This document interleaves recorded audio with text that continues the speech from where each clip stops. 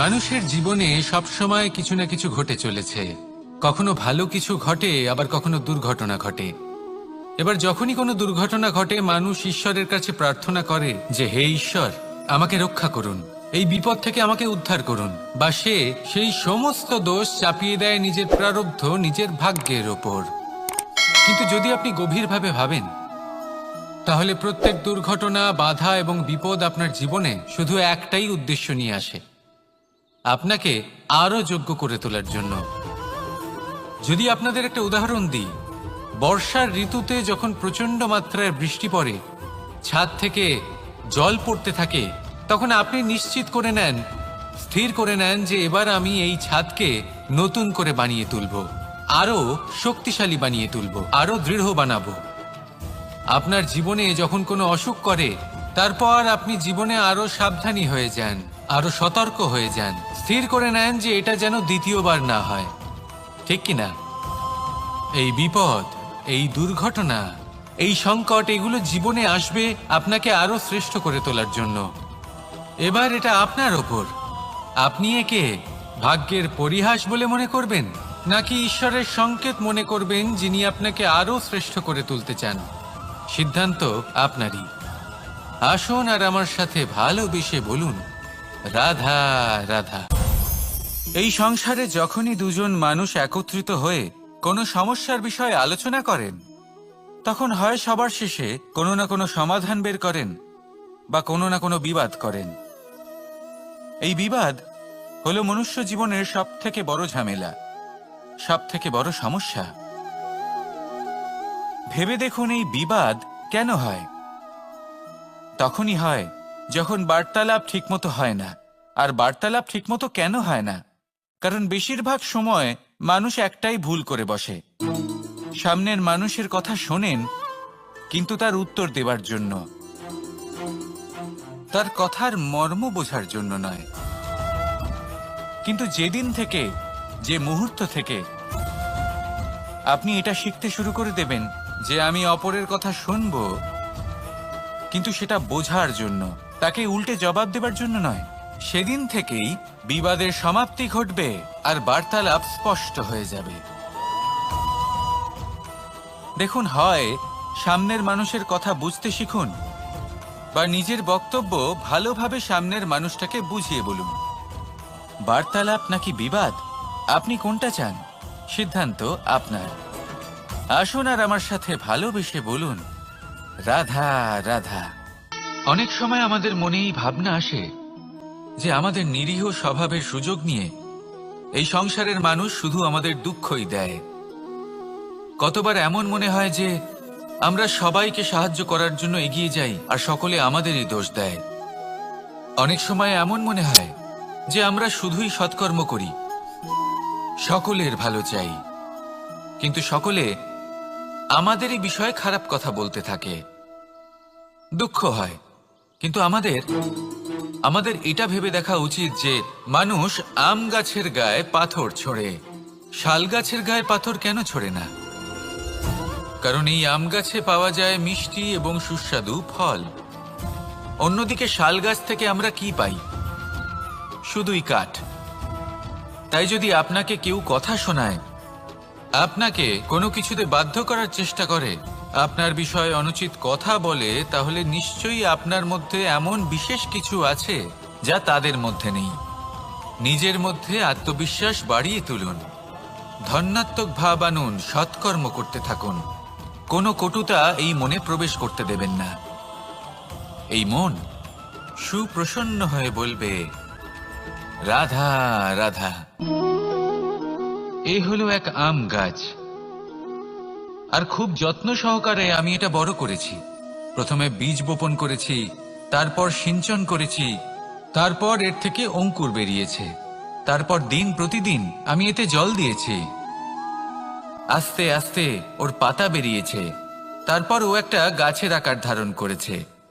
এইভাবেই যদি প্রতিদিন আমি ওর দেখাশোনা করি, তাহলে নিশ্চিত রূপে এর শিকড় আরো দৃঢ় হবে এবং একটা বিশাল গাছের আকার ধারণ করবে, যার থেকে কিছু ডাল জন্ম নেবে, আর তাতে আমি পাবো কিছু মিষ্টি সুস্বাদু আম ফল। এবার আম তো সকলের প্রিয়, সকলের পছন্দের ফল সকলে খেতে চান, কিন্তু আম পাওয়ার জন্য আগে আপনাকে সেই গাছের যত্ন নিতে হবে। যদি আপনি গাছ লাগিয়ে তারপর ভুলে যান, তাহলে সেই গাছের কি হবে? তার অস্তিত্বটাই মুছে যাবে, তাই না? আমাদের সম্পর্কগুলো কিছুটা এরকমই হয়। যদি সম্পর্ক জুড়ে আপনি ভুলে যান, তাহলে তার অস্তিত্বই মুছে যাবে। তাই শুধুই সম্পর্ক গড়বেন না, তাকে পালনও করুন। নিশ্চিত রূপে আপনার এই সম্পর্করূপী বৃক্ষের ডালে আনন্দের মিষ্টি সুস্বাদু আম ফল নিশ্চয়ই পাওয়া যাবে। তাহলে প্রত্যেক দিন প্রত্যেক সম্পর্ক পালন করুন, তার থেকে আনন্দ লাভ করুন। এই মন ভালোবেসে বলবে, রাধা রাধা। হাস্য, হাসি জীবনে অত্যন্ত মূল্যবান হয়। কথায় আছে যে হাসি এবং হাস্য আমাদের জীবনে ওষুধের মতো কাজ করে, আমাদের সুস্থ রাখে, আমাদের জীবনের অনুভূতিগুলিকে আরো সুন্দর করে তোলে। কিন্তু প্রত্যেক ওষুধের মতোই এর সাথেও এটাই হয়। প্রত্যেক ওষুধ সঠিক সময়ে, সঠিক মাত্রায়, সঠিকভাবে গ্রহণ করতে হয়। যদি এরকম না হয়, তাহলে এই ঔষধও শরীরের ক্ষতি করে দিতে পারে। এবার আপনি ভাবতে পারেন, হাসি থেকে কিভাবে ক্ষতি হতে পারে? আপনি যদি অন্য কারোর উপরে হাসেন, তাহলে হয়তো তার মনে কষ্ট হতে পারে, তার অন্তরের মিত্র হয়তো শেষ হয়ে যেতে পারে, আর অন্তরের শত্রু জেগে উঠতে পারে। কিন্তু এটাই যদি আমরা সকলকে সাথে এনে সকলের সাথে হাসি, তাহলে হয়তো আমাদের অন্তরের এই হৃদয়ের ভেতরে লুকিয়ে থাকা যে শত্রু, তা শেষ হয়ে যেতে পারে, আর অন্তরের বন্ধুসত্তা প্রকাশিত হতে পারে। ঠিক কি না? এবার আপনাকে উদাহরণ দিই। যখন দ্রৌপদী দুর্যোধনকে নিয়ে হেসেছিল, তখন তা মহাভারতের সৃষ্টির কারণ হয়েছিল। কিন্তু সেইখানেই যখন পার্থ আর মাধব একসাথে বসে মৃদুমন্দ হাসতেন, তখন ধর্ম স্থাপন করা হয়েছিল। তা আপনি কি চান? কাউকে নিয়ে হেসে তাকে আঘাত করতে চান, নাকি সকলকে একসাথে এনে তাদের হাসিয়ে তুলে ধনাত্মক প্রভাব ফেলতে চান? সিদ্ধান্ত আপনার। আসুন আর আমার সাথে ভালোবেসে বলুন, রাধা রাধা। সিংহ। কথায় আছে সিংহ হলো বনের রাজা, কিন্তু যখন সিংহের তথা বনের রাজার খিদে পায়, তখন তাকেও বাইরে এসে কর্ম করতে হয়। কোনো হরিণ নিজে সিংহের সামনে এসে এটা বলে না যে, আরে আপনি হলেন বনের রাজা, আপনি আমাকে ভোজন রূপে গ্রহণ করুন, আমি নিজের প্রাণদান করতে প্রস্তুত রয়েছি। এমন তো কখনোই হয় না। সিংহকে গুহা থেকে বাইরে বেরোতেই হয়, বনে ঘুরে বেড়াতে হয়, ধৈর্য ধরতে হয়, বিভিন্ন ধরনের পরিশ্রম করার পরেই তার ক্ষুধা নিবারণ হয়। হরিণ নিজে থেকে তার কাছে চলে আসে না। সেইভাবেই জীবনে কি সাফল্য আমাদের কাছে নিজে থেকে হেঁটে আসে? কখনোই আসে না। ততক্ষণ আসে না যতক্ষণ না আমরা পরিশ্রমের পথে চলা শুরু করছি। পরিশ্রম করতে থাকুন, এই পরিশ্রমের পথে অগ্রসর হতে থাকুন। যতক্ষণ আপনি পরিশ্রমের পথ ধরে এগোতে থাকবেন, সাফল্য আপনার কাছে আপনা আপনিই চলে আসবে। তাহলে জীবনে নিরন্তর প্রয়াস করুন, পরিশ্রম করতে থাকুন, সাফল্য লাভ করুন, আর আমার সাথে ভালোবেসে বলুন, রাধা রাধা। জীবনে ক্ষমা চাওয়া তাও কিছুটা সহজ, ক্ষমা করতে পারা অত্যন্ত কঠিন। ক্ষমা দুই অক্ষরের এই শব্দ হতে পারে, কিন্তু অত্যন্ত বড় এই শব্দ, অত্যন্ত গুরুত্বপূর্ণ এই শব্দ। কখনো কখনো অন্য কাউকে ক্ষমা করে দেওয়া তাও কিছুটা সহজ কাজ, কিন্তু নিজেকে ক্ষমা করতে পারা অত্যন্ত কঠিন হয়ে দাঁড়ায়। অতীতে যদি আমাদের এমন কোনো ভুল হয় যে কারণে আমরা নিজেকে ক্ষমা করতে পারি না, অনেক সময় এমন কিছু ভুল করে বসি যে বিষয় শুধু আমরাই জানি, কিন্তু আমরা নিজেকে ক্ষমাই করতে পারি না, আর আমাদের বিকাশ সেখানেই স্তব্ধ হয়ে যায়।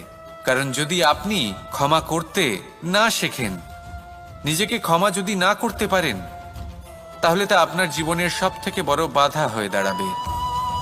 সেই জন্য জীবনে অবশ্যই শিখুন যে কিভাবে নিজেকে ক্ষমা করতে হয়, আর শিখুন যে আগের করা ভুল আবার কি করে না করা যেতে পারে। এই মন হালকা হবে আর প্রসন্ন হয়ে বলবে, রাধা রাধা। আপনি কখনো কোনো সরোবরের দিকে তাকান যার জল হলো শান্ত, স্থির। আপনি স্পষ্ট দেখতে পাবেন সেই সরোবরের তলদেশে কি রয়েছে। তাতে সাঁতরে বেড়াচ্ছে সুন্দর মাছ, চকচকে কিছু পাথর, স্বর্ণরূপী বালি, সবই আপনি দেখতে পাবেন। কিন্তু যখনই আপনি একটা ছোট্ট পাথর তুলে সেই জলে ছুঁড়ে ফেলবেন, তখন সেই জল বিচলিত হবে আর সেই স্পষ্টতা ন্যূনতম হয়ে যাবে। তারপর কিছুই স্পষ্টভাবে দেখা যাবে না। এই ঘটনা মানুষের সাথেও ঘটে। মানুষ যদি বিচলিত হয়ে পড়ে, তখন সে বুঝতে পারে না যে বর্তমানে কি হয়ে চলেছে আর ভবিষ্যতে কি করা উচিত। কিন্তু সেই মানুষ যদি শান্ত থাকেন, স্থির থাকেন, ধন্যাত্মক থাকেন, তাহলে নিশ্চিত রূপেই বুঝতে পারবেন যে বর্তমানে কি করতে হবে আর ভবিষ্যতে কি করতে হবে।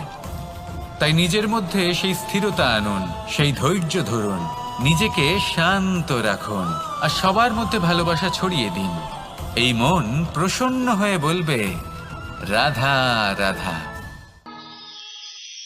সম্পর্ক এ হলো এক বন্ধন যা আমাদের এক সূত্রে বেঁধে রাখে। কিন্তু এমন কিছু ব্যক্তি থাকেন যারা এই সম্পর্কের বিষয়ে নিজস্ব একটা ধারণা করে ফেলেন যে সম্পর্ক এরকম হওয়া উচিত, সম্পর্ক সেরকম হওয়া উচিত। আমি এই সম্পর্কের জন্য কত কিছু করেছি এই ব্যাখ্যা করতে থাকেন আর তার বদলে অনেক কিছু প্রত্যাশাও করেন। কিন্তু সত্য হলো এটাই যে সব সম্পর্ক একরকমের হয় না, কিন্তু প্রত্যেক সম্পর্কের একটা বিশেষত্ব থাকে। যেমন চোখ আর নাকের এই সম্পর্ককেই দেখুন। চোখের সব থেকে কাছে কে আছে? নাক আছে। কিন্তু এই চোখ দিয়ে এই নাককে আমরা দেখতেই পাই না। তবে কি ধরে নেব এই সম্পর্কের কোনো মূল্য নেই? এমনও নয়। ঠিক এইভাবেই যদি কোনো ব্যক্তি তার আবেগ আপনার কাছে ব্যক্ত করতে না পারেন বা প্রকট করতে না পারেন বা আপনাকে বোঝাতে না পারেন, তাহলে তার মানে এটা নয় যে তার সাথে আপনার সম্পর্কের তিক্ততা রয়েছে। এমনটা কখনোই নয়। শুধু চোখ আর নাকের এই সম্পর্কের মতোই হলো আমাদের জীবনে আমাদের আপনজনের সাথে সম্পর্ক। যদি কারোর ব্যবহার আপনার প্রতি অনুচিত হয় বা যদি কেউ অনুপস্থিত থেকে থাকে বা কেউ যদি আপনাকে বুঝতে না পারেন, তাহলে তার অর্থ এটা নয় যে আপনি সেই সম্পর্ক ভেঙে ফেলবেন।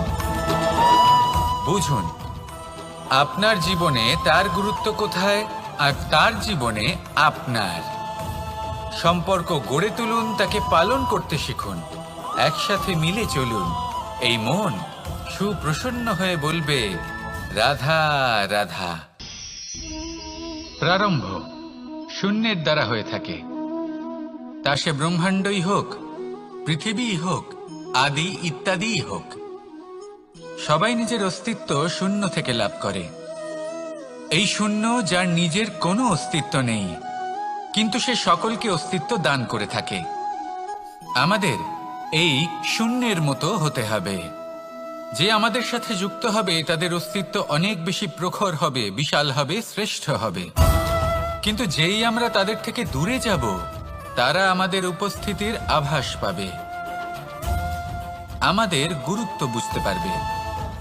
শূন্যই হলো সূত্রপাত, শূন্যই হলো সমাপ্তি। শূন্যকে কেউ যতই ছোট মনে করুক, কিন্তু এই শূন্য অত্যন্ত গুরুত্বপূর্ণ। তাই এই শূন্যের মতো হয়ে উঠুন আর আমার সাথে ভালোবেসে বলুন, রাধা রাধা। সাগরের ঢেউ সমুদ্র তটে ধাক্কা খেয়ে, পাথরের সাথে ধাক্কা খেয়ে তার আকার বদলে দিতে পারে। বিভিন্ন আকারের পাথরে এদের ঘষে ঘষে গোলাকার বানিয়ে দিতে পারে। কিন্তু এই সাগরের ঢেউ এদের নিজেদের আকার কখনো বদলায় না। কিন্তু এমন কেন? কারণ এরা বিচ্ছিন্ন হয়েও আবার একত্রিত হতে জানে। অর্থাৎ যখন এরা বিচ্ছিন্ন হয় তখন মতভেদ অবশ্যই, কিন্তু আবার একত্রিত হওয়া হলো এদের একতার প্রতীক। দেখুন, ঝগড়াঝাঁটি, তর্ক বিতর্ক, মতভেদ এগুলো জীবনের অভিন্ন অঙ্গ, কিন্তু এদের কখনো মনে প্রবেশ করতে দেবেন না। যদি মনে প্রবেশ করেও ফেলে, তাদের মনে ঘর করতে দেবেন না, এদের বের করে ফেলুন। এই ঝগড়াঝাঁটি, তর্ক বিতর্ক, মতভেদ এদের সারা জীবন সাথে নিয়ে চলবেন না। যদি একসাথে নিয়ে চলতে চান, তাহলে সকলকে একসাথে নিয়ে চলুন, ঢেউয়ের মতো। একতায় বিশ্বাস রাখুন। একসাথে মিলে যদি এগোতে থাকেন, তাহলে অনেক দূর পৌঁছবেন, নয়তো শুধু দূরের কথা ভেবেই যাবেন। কি চান সেই সিদ্ধান্ত আপনারই। আসুন আর আমার সাথে ভালোবেসে বলুন, রাধা রাধা। এই সাগর হলো বিশাল। কথায় আছে যে জীবনের উৎপত্তি সাগর থেকেই হয়েছে। কথাটা ঠিকও। এই সাগরই আমাদের ভিন্ন ভিন্ন ধরনের বনস্পতি প্রদান করেন, মণি এবং মুক্ত প্রদান করেন। আমরা কতটা তুচ্ছ সেই বিষয়ে আমাদের উপলব্ধি ঘটান, আমাদের প্রেরণা প্রদান করেন, যাতে আমরাও সাগরের মতো বিশাল হয়ে উঠতে পারি। এই সাগরের অনেকগুলো গুণ আছে যা আমরা শিখতে পারি। আজ আমি কথা বলবো একটা বিশেষ গুণের বিষয়। বেশিরভাগ মানুষ মালিন্য, নোংরা পদার্থ, নোংরা বস্তু, অপদ্রব্য এই সাগরে ভাসিয়ে দেন। কিন্তু সাগর এই পদার্থ নিজের মধ্যে একত্রিত করে রাখেন না, এই সব নিজের ভেতর থেকে বাইরে বের করে দেন। এ হলো অত্যন্ত শ্রেষ্ঠ একটা গুণ। কিন্তু এই কাজকেও সার্থক করার জন্য সাগরেরও একটা তটের প্রয়োজন পড়ে, যেখানে সাগর এই সব বস্তু বাইরে বের করে ফেলতে পারে। আর মানুষও ভিন্ন কিছু নন। দেখুন, মানুষেরও তো একটা তটের প্রয়োজন পড়ে। এই তট, তিনি হয়তো আমাদের গুরু হতে পারেন, আমাদের মা বাবা হতে পারেন, ভাই বা মিত্র হতে পারেন, বা হয়তো সেই সমস্যাগুলি যার থেকে আমরা দূরে পালিয়ে যাচ্ছি। কারণ যখন আপনি এই সমস্যাগুলির সম্মুখীন হবেন, শেষ পর্যন্ত আপনি শিক্ষাই পাবেন। সব থেকে বেশি গুরুত্বপূর্ণ এই মনকে পবিত্র রাখা। আর তার জন্য একটাই উপায় আছে, এই মন তার মন্থন করা। যদি এই মনের মন্থন করেন, তাহলে পূর্ণরূপে পবিত্র হবেন। আর এই মন, আপনি তো জানেনই, প্রসন্ন হয়ে বলবে, রাধা রাধা। নেকড়ে, নেকড়ের বিষয়ে আমরা সকলে জানি। ওরা খুবই নিষ্ঠাবান এবং অত্যন্ত সতর্ক থাকেন। ছোট ছোট মূর্খতা করে বসেন।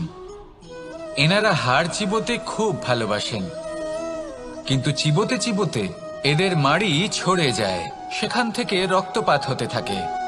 সেই রক্ত ওনারা পান করেন, আর ওনাদের মনে হয় এই রক্ত হাড় থেকেই পাচ্ছেন।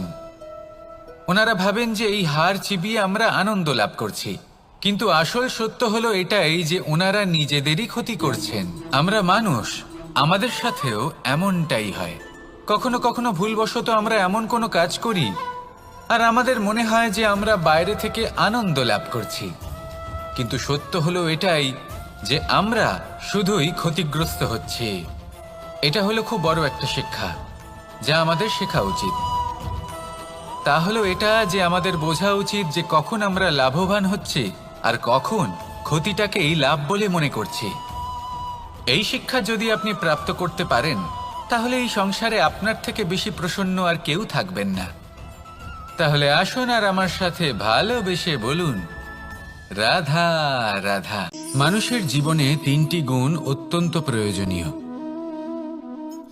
শ্রদ্ধা,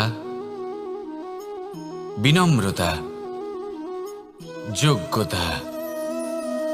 যদি জ্ঞান লাভ করতে চান, তাহলে শ্রদ্ধার প্রয়োজন। যদি মান লাভ করতে চান, তাহলে স্বভাবে বিনম্র হওয়া প্রয়োজন। আর যদি মনোবাঞ্ছিত স্থান লাভ করতে চান, তাহলে যোগ্যতার প্রয়োজন। বিষয়টা সহজ। শ্রদ্ধা আপনাকে জ্ঞান দেবে, নম্রতা আপনাকে মান, আর যোগ্যতা উচিত স্থান দেবে। কিন্তু যদি আপনি এই তিনটি গুণ সম্মিলিত করেন, তাহলে এমন কিছু লাভ করবেন যা এই সব কিছুর থেকে অনেক ঊর্ধ্বে। সম্মান। আর এ হলো সেই সম্মান যা প্রত্যেক মানুষের নিজের জীবনে লাভ করতে চেষ্টা করা উচিত। কারণ এই হলো সেই সম্মান যার কারণে আপনি চলে যাওয়ার পরেও এই সংসার আপনাকে ভালোবাসবে আর মনে রাখবে। আসুন আমার সাথে ভালোবেসে বলুন, রাধা রাধা। বনের মধ্যে যদি আপনি কোনো বিষাক্ত সাপ দেখেন তাহলে কি করবেন? আপনি তখনই তার থেকে দূরে পালাতে চেষ্টা করবেন। আর এটা কেন করবেন? নিজের রক্ষার্থে। এই কথা আমি নয় মেনে নিলাম, কিন্তু নিজের জীবনে এটা করেন না কেন? আপনি যেখানেই যান, যে স্থানেই যান না কেন, প্রত্যেক সময় প্রত্যেক মুহূর্তে এমন বিষাক্ত সাপ আপনি অবশ্যই খুঁজে পাবেন। আর সেই সাপ নয় যাদের আপনি বনে খুঁজে পাবেন, এরা হলো সেই সাপ যা আপনাকে পাপ করতে বাধ্য করবে। আপনার অন্তরের বাসনা, ক্রোধ, অহংকার, লোভ, ঈর্ষা এদের বৃদ্ধি ঘটাবে। দেখুন, বনের এই সাপ আপনাকে একবার ছেড়ে দিতেও পারে, ছোবল নাও মারতে পারে, কিন্তু এই যে পাপরূপী সাপ আছে তা অবশ্যই ছোবল মারবে। কর্ম যদি করেন তাহলে অবশ্যই ফল পাবেন। সেই জন্য যখনই কোথাও যাবেন, যদি এমন কাউকে দেখেন, যদি এমন কিছু দেখেন যে আপনাকে পাপ করতে বাধ্য করছে, তাহলে সেই মুহূর্তে সেখান থেকে পালিয়ে যান। যেমন বনের সাপ দেখে আপনি পালাতে থাকেন। সৎকর্মের রক্ষা অত্যন্ত আবশ্যক। আসুন আর আমার সাথে ভালোবেসে বলুন, রাধা রাধা। যদি কোনো সিংহ বানরের মতো গাছে চড়তে চেষ্টা করে তাহলে কি হবে? একটা মাছ যদি মাটিতে হাঁটতে চেষ্টা করে তাহলে কি হবে? তারা বিফলই হবে। কিন্তু এরকম কেন হয়? তার কারণ হলো প্রকৃতির রচনা কিছুটা এরকম। এখানে প্রত্যেকটি ব্যক্তিকে, প্রত্যেকটি প্রাণীকে আলাদা আলাদা গুণের অধিকারী করা হয়েছে এবং সকলকে একটা সীমাও প্রদান করা হয়েছে। এবার এই যে বৃক্ষ, পশু, পাখি, এদের মধ্যে সেই ক্ষমতাই নেই যে এরা নিজেদের যাচাই করতে পারবে, নিজেদের সীমাগুলো বুঝতে পারবে, নিজেদের সদ্গুণগুলো চিনতে পারবে। এরা সেটা করতে পারবে না। কিন্তু মানুষ তো আলাদা। মানুষের কাছে সেই বিশেষ শক্তি আছে যে তারা পূর্ণরূপে নিজেদের যাচাই করতে পারবে, নিজেকে পূর্ণরূপে বুঝতে পারবে, নিজের দোষ, নিজের অপগুণ, নিজের সদ্গুণ, নিজেদের সীমাগুলো তারা বুঝতে পারবে। আর এটা অত্যন্ত গুরুত্বপূর্ণ। কথায় আছে যে যদি সাফল্য লাভ করতে হয় তাহলে নিজেকে যাচাই করে নিতে হবে।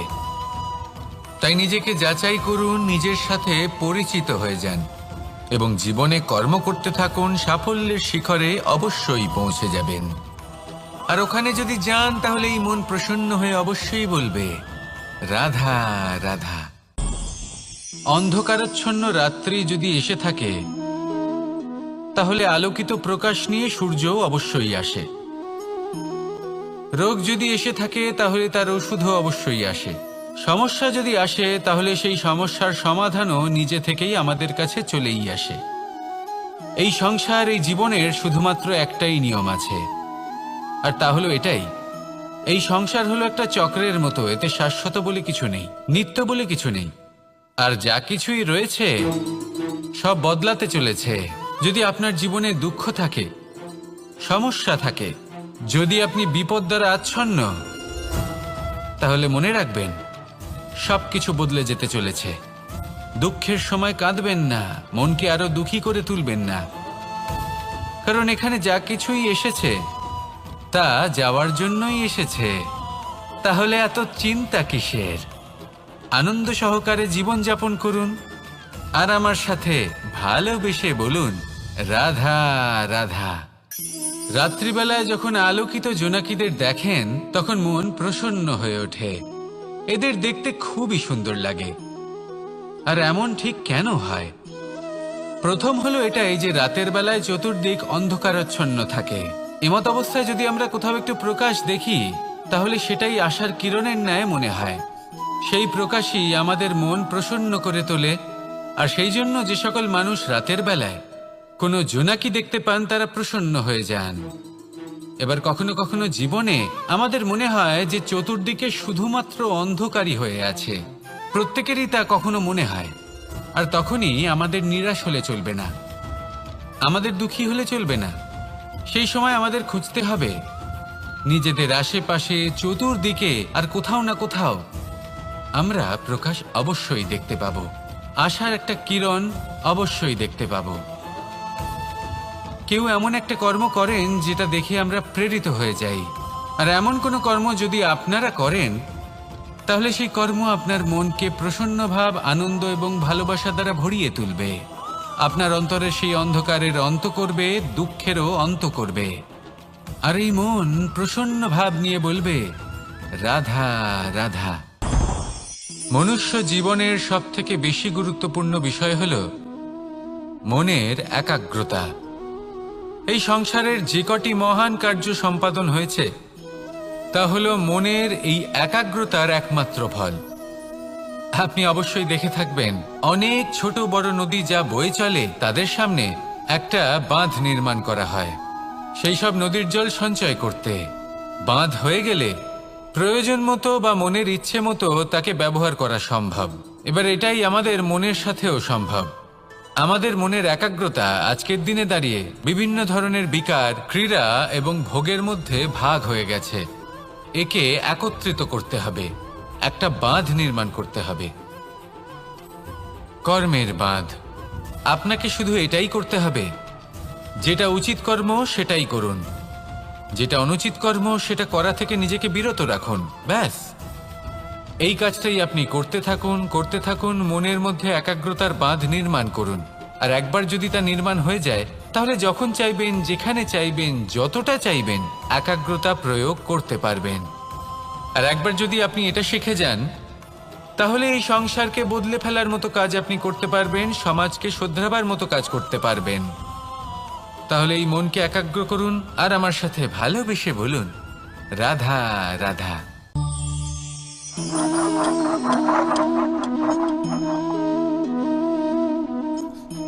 কোনো ব্যক্তিকে নিশ্চয়ই দেখেছেন যিনি নিজে কাঠ কাটার এই কাজে নিপুণ এবং অভিজ্ঞ। এবার আপনারা দেখবেন যে তার মনোযোগ সমস্ত কাঠের ওপর থাকে না, তার মনোযোগ থাকে শুধুমাত্র একটা কাঠের ছোট্ট একটি অংশের ওপর, যেখান থেকে তার টুকরো করা হচ্ছে।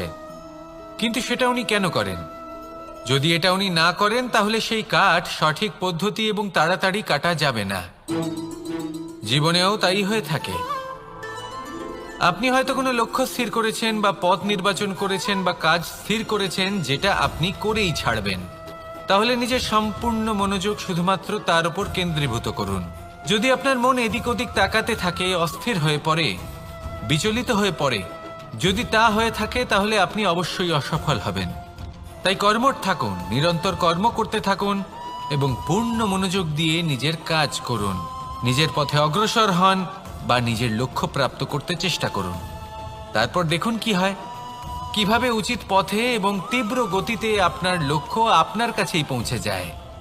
আর আপনার এই মন প্রসন্ন হয়ে বলে, রাধা রাধা। কখনো কোনো নদীকে দেখেছেন? একই আকার, একই স্থান, শুধু প্রবাহিত হতে থাকে। এর মধ্যে কখনো কোনো অপদ্রব্য ফেলে দেখুন, দেখবেন সেটা বেশিক্ষণ সেখানে থাকে না। সেটা নদীর সাথে বইতে থাকে আর বয়ে যেতে যেতে সাগরে সমাহিত হয়ে যায় আর শেষ পর্যন্ত সাগর সেটাকে তটে ফেলে দেয়। কিছুটা এমন হওয়া উচিত আমাদের বিচারধারাও। এক স্থানে তা স্থগিত হওয়া উচিত নয়, এটা সবসময় প্রবাহমান হওয়া উচিত। তবেই আমাদের চেতনা, আমাদের মূল্যবোধ এবং আমাদের স্মৃতি, এই তিনটি শ্রেষ্ঠ থাকবে। আর এটাই হলো পুকুর এবং নদীর মধ্যে পার্থক্য। নদীতে জল সবসময় বয়ে চলে, সেই জন্য পবিত্র থাকে, শুদ্ধ থাকে এবং পরিষ্কার থাকে। আর সেখানে এই পুকুরের তলদেশে সব জমা হতে থাকে আর সেই জন্য তা অপবিত্র হয়ে যায়। তাই সবসময় এই বিচারধারা প্রবাহমান রাখুন। যদি মনে কোনো ভাবনা চলে আসে, সেখানেই থেকে যায় এবং বিদ্যে থাকে, তাহলে তা বের করে দিন, তাকেও বয়ে যেতে দিন এবং তার যা উত্তর হবে তা সময়ের সাথে আপনার সামনেই চলে আসবে। শুধুই নদীর মতো প্রবাহমান হন আর আমার সাথে ভালোবেসে বলুন, রাধা রাধা। এই সংসারে সাফল্য লাভ করার জন্য জ্ঞানের প্রয়োজন হয়, পরিশ্রমের প্রয়োজন হয়, দৃঢ় নিষ্ঠার প্রয়োজন হয়, নিরন্তর চেষ্টা করা প্রয়োজনীয়। কিন্তু আরো কিছু আছে যা অত্যন্ত প্রয়োজনীয় এবং গুরুত্বপূর্ণ।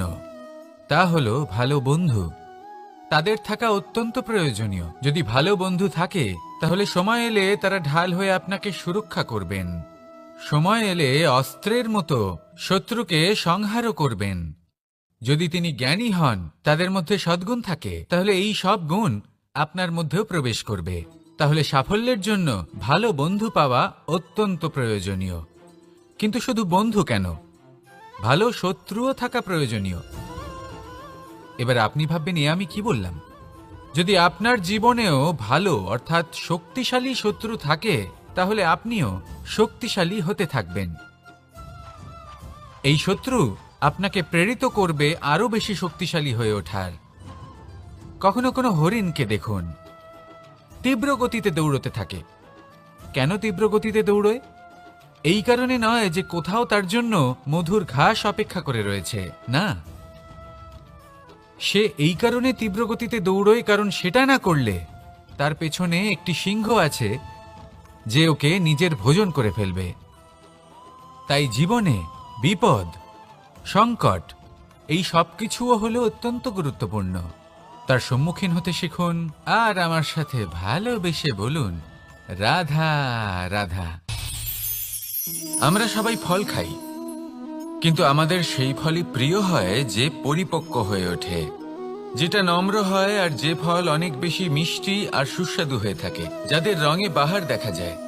সেইভাবে জীবনে আমরা নানান মানুষের সাথে পরিচিত হই, কিন্তু সেই মানুষই আমাদের মন ছুঁয়ে যায় যারা বিনম্র স্বভাবের, যাদের বাণী খুব মধুর, যাদের অন্তরে আত্মবিশ্বাসের একটা তেজ, একটা রং দেখা যায়। এবার এমন ব্যক্তি আমরা কি করে হব? ঠিক সেইভাবেই যেমন একটা ফল রোদ, বর্ষা, শীত, বায়ু এই সকল সংকটময় পরিস্থিতির সম্মুখীন হয়ে পরিপক্ক হয়ে ওঠে, সেইভাবেই মানুষ সংকটময় পরিস্থিতির সম্মুখীন হয়ে পরিপক্ক হয়ে ওঠেন। যদি এই সংকটের সম্মুখীন হন তাহলে অভিজ্ঞ হবেন, আর এই অভিজ্ঞতাই শিক্ষা দিয়ে যাবে। এই অভিজ্ঞতা আমাদের শিখিয়ে দেয় যে আমাদের বিনম্র থাকতে হবে। অহংকার করে কোনো লাভ নেই। মধুর বাণীর যে কি মূল্য তা আমরা শিখতে পারি। এই অভিজ্ঞতাই আমাদের বুঝিয়ে দেয় যে উচিত অনুচিত কোনটা, আমাদের দৃষ্টিভঙ্গি তৈরি করে, আর এই দৃষ্টিভঙ্গি দ্বারা আত্মবিশ্বাস জাগ্রত হয়। সেই জন্য জীবনে কখনো বিপদ থেকে দূরে পালাবেন না, সেগুলোর সম্মুখীন হন, অভিজ্ঞতা লাভ করুন, তার থেকে শিক্ষা লাভ করুন, এইভাবেই পরিপক্ক হবেন। আসুন আমার সাথে ভালোবেসে বলুন, রাধা রাধা। ধন সঞ্চয় করা সম্ভব, আর সেই জন্য ধন সবথেকে বেশি মূল্যবান সম্পত্তি নয়। এবার আপনি বলবেন, আমি কি বলছি? এই ধন খুব মূল্যবান, আমরা সকলে অর্জন করতে ব্যস্ত। সেটা এই কারণে, কারণ আপনারা জানেন না এই সংসারের সবথেকে বেশি মূল্যবান সম্পত্তি কি। এ হলো সেই সম্পত্তি যা কখনো সঞ্চয় করা সম্ভব নয়। আপনার কাছে যতই ধন থাকুক তা দিয়ে আপনি স্বাস্থ্য লাভ করতে পারেন, বাড়ি কিনতে পারেন, আদি ইত্যাদি, কিন্তু আপনি যতই ধনী হন না কেন, ফেলে আসা দিনের একটা মুহূর্ত আপনি লাভ করতে পারবেন না। এই একটা মুহূর্ত, এই সময়, এটাই হলো সংসারের সবথেকে মূল্যবান সম্পত্তি। একবার চলে গেলে তা কখনোই ফিরে আসে না। আর এই মুহূর্ত যতই চলে যাক না কেন, আমরা স্মৃতির মাধ্যমে সেগুলি যাপন করতে পারি, তার আনন্দ উপভোগ করতে পারি, আর যার সাথে আমরা সময় অতিবাহিত করেছি তার স্মৃতিতে আমরা চিরকাল জীবিত থাকতে পারি। সেই জন্য সময় সবথেকে মূল্যবান সম্পত্তি, তাকে এইভাবে নষ্ট করবেন না। প্রত্যেকটা মুহূর্ত উপভোগ করুন, আনন্দ করুন, আর ভালোবেসে বলুন, রাধা রাধা। কনক, কি সুন্দর একটা শব্দ। এর অনেকগুলো রূপ রয়েছে, অনেকগুলো অর্থও রয়েছে। প্রথম অর্থ হলো স্বর্ণ, অর্থাৎ সম্পত্তি। দ্বিতীয় অর্থ ধুতুরা, অর্থাৎ গাছের ছোট একটা বীজ, যা কিনা অত্যন্ত শক্তিশালী হয়। যদি বেশি মাত্রায় এর প্রয়োগ করা হয় তাহলে এটা বিষময় হয়ে উঠতে পারে। এই হলো সেই ধুতুরা যার প্রয়োগ মহাদেবের পুজোতে করা হয়। এবার প্রশ্ন হলো এটাই যে এই স্বর্ণ এবং এই ধুতুরার মধ্যে মিল কি রয়েছে। মিল হলো এটাই যে এই দুটোই মানুষকে মত্ত করে তোলে। ধুতুরা মানুষকে তখন মত্ত করে যখন তাকে সেবন করা হয়, কিন্তু স্বর্ণ, ধন, সম্পত্তি মানুষ এটা যতটাই অর্জন করে নেয় সেটাই যথেষ্ট। এই স্বর্ণ মানুষের ভাবনা চিন্তা করার ক্ষমতাকে বশ করে ফেলে। মানুষ সম্পত্তির লোভে মত্ত হয়ে ওঠে, কারণ যে যত চমৎকারী, যতটা অমূল্য হয়, তাকে সামলানো কিন্তু ততটাই কঠিন, তাই না? তাই মনে রাখবেন, ধন, স্বর্ণ, সম্পত্তি এগুলো ধুতুরার থেকেও অনেক বেশি বিষাক্ত হতে পারে। তাই এর ওপর আত্মসংযমের একটা কবচ পরিয়ে রাখবেন এবং বিবেকের শক্তির সাথে এগুলো প্রয়োগ করুন, তবেই কল্যাণ হবে। আসুন আমার সাথে ভালোবেসে বলুন, রাধা রাধা। আমার কাছে যশোদা মা যেমন, আমার কাছে দেবকী মা যেমন, আমার কাছে ঠিক তেমনই হলেন গোমাতা। এবার ভেবে দেখার বিষয় হলো এটা যে এই সংসারে অসংখ্য প্রাণী আছে, একজন গাইকে একজন মায়ের মর্যাদা কেন দেওয়া হয়? তাহলে এর অনেকগুলো কারণ আছে। এই গাই অর্থাৎ গোমাতা, এনারা হলেন অত্যন্ত শান্ত, শান্তিপ্রিয়, কখনো কারোর কোনো ক্ষতি করতেই পারেন না। গোমাতা যে দুধ নিজের বাছুরকে পান করান, সেই দুধই আমাদেরও দেন। সেই দুধ পান করে আমরা শক্তি লাভ করি। এই দুধ থেকে আমরা মাখন, ঘি, পায়েস এইসব সুস্বাদু খাবার লাভ করি। গোমাতার গোবর আমাদের জ্বালানি হিসেবে সাহায্য করে, যার ফলে খুব কম সংখ্যক কাঠ ব্যবহার করা যায় এবং বেশিরভাগ জঙ্গল সুরক্ষিত থাকে। গোমাতার গোমূত্র, সেটাও আমাদের কাছে লাভজনক। এর দ্বারা আমরা অনেক রোগ থেকে মুক্তি লাভ করতে পারি।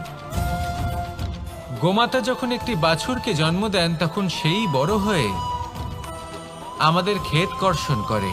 সেই জন্য গাইকেও জীবনে মায়ের মর্যাদা দেবেন। যতটা সম্ভব তাকে সেবা করুন এবং ভালোবেসে তাকে পালন করুন। এই মন নিজে থেকেই প্রসন্ন হয়ে বলবে, রাধা রাধা। মধু কারই না পছন্দ বলুন তো? অত্যন্ত সুস্বাদু হয় এই মধু, মিষ্টি খেতে হয় এবং তা শক্তিও প্রদান করে। এবং প্রত্যেকটি মিষ্টি পদার্থের মতোই এতেও খুব তাড়াতাড়ি পিঁপড়ে ধরে যায়। অন্যদিকে যদি নুনকে দেখি, তাহলে বছরের পর বছর রাখলেও এতে পিঁপড়ে ধরে না।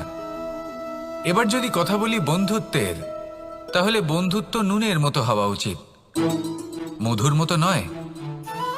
যারা সামনে এলে শুধুমাত্র মধুর মধুর কথা বলবে, পরে এতে পিঁপড়ে ধরে যাবে, এটা নুনের মতো হওয়া উচিত।